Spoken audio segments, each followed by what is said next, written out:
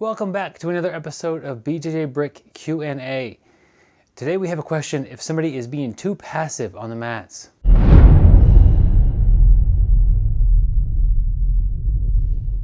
Hi, my name is Byron and welcome to BjjBrick Q&A. Today we have a question about being passive on the mats. If you have a question for BjjBrick Q&A, send it to bjjbrick@gmail.com and I'd be happy to answer your question and hopefully help you out in a format just like this. Let's get to the question. I am in my third month of training. I am 38 years old and most of the guys in my school are in their 20s. They have high energy, they're fit, they move quickly. I just don't seem to have the intense killer instinct to win a roll. I'm a very passive personality, very submissive.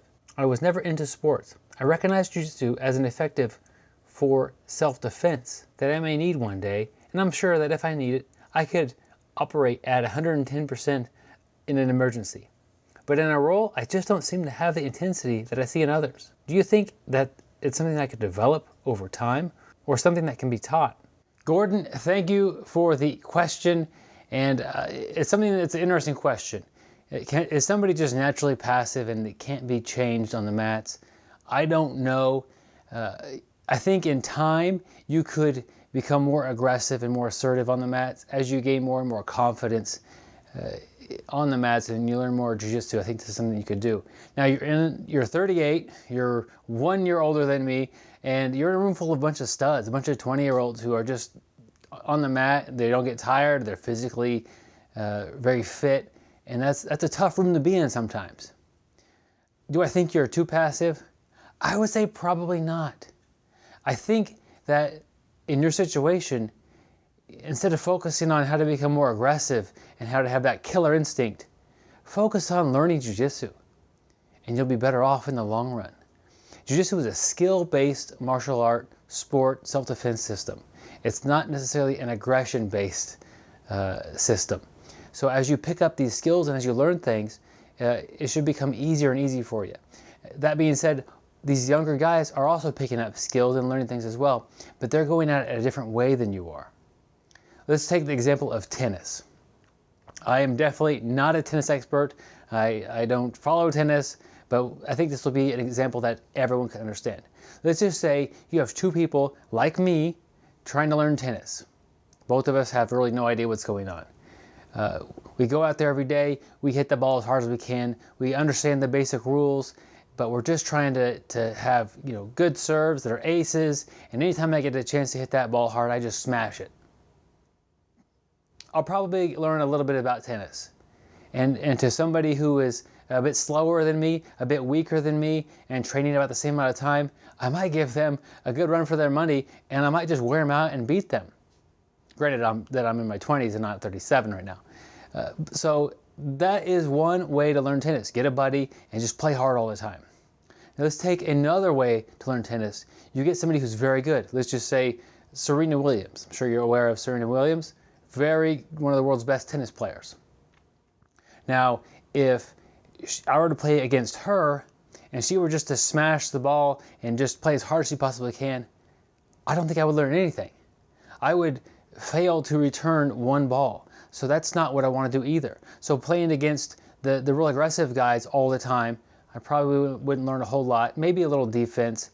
Playing against somebody who's very good, who's just trying to smash the ball and try to beat me, also not real helpful. I'm not even close to that level of play to where, yeah, it's great to train with somebody that's that good, but if they're going to be that way and try to win every match and not let me score a single point, I'm not going to learn anything. It's just too far out of my ability. Now let's say I'm playing tennis with Serena Williams and she's actually trying to help me learn how to play tennis. What's this going to look like? Is this going to look like the way it did before, while she's smashing the ball and just trying to score all the points she can right away and end this match as quick as possible? No. She's going to be returning or hitting balls to me that I could return. Maybe not all of them, but many of the balls that she'll be hitting to me, I can send back and I can learn from something. She'll be coaching me and telling me how to do proper form and swing and where my feet should be and all these things I don't even know about tennis to start with to talk about. But there's a lot of learning going on. But if I'm going to get Serena Williams to serve balls to me and I'm just going to try to hit them as hard as I can, she's going to tell me to slow down and to do it correctly. She's backed down her game a little bit. I need to back down my game and learn the proper technique and form. Same thing in Jiu-Jitsu. If you're alone with the upper belt, I say the odds are they're not just going to smash you. You're getting these really hard rules from the lower belts because they're in that phase of the two young tennis players who just go out there and hit the ball very hard. You can learn Jiu-Jitsu from those guys, absolutely. But if you could find a couple of more advanced grapplers to help you out and give you a little bit slower rolls and actually tell you what you're doing wrong and coach you a little bit, you're going to learn a lot more. And that's where you're going to really excel. You may not rise to the elite level of competitive, two lions going at it, Jiu-Jitsu that you think, but you could easily rise to a very technical grappler that has learned from some of the best in the gym that you're at and become very good at Jiu-Jitsu. And, with your ability to stay calm, which is something that a lot of these younger guys have a hard time doing, you can really learn a lot of Jiu-Jitsu under pressure.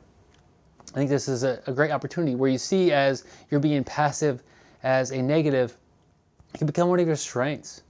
Sure, you're 3 months in, and I'm sure, Gordon, you're working on a lot of defense. And defense isn't always the funnest thing to do. It's funner to try to get that submission and finish somebody. But your first several months, 6 months even, you're going to be learning escapes and defense, and there are going to be techniques you can do your entire time you're on the mat. I'm still doing the same escapes I've been doing since I was 3 months into Jiu-Jitsu. A lot of them are the same. So just take your time. Don't worry about comparing yourself to other people on the mat, and just take this opportunity to learn your Jiu-Jitsu. I'm sure that this path you're taking, the patient one, the drive to learn opposed to just win, is a great long-term path to doing great at Jiu-Jitsu.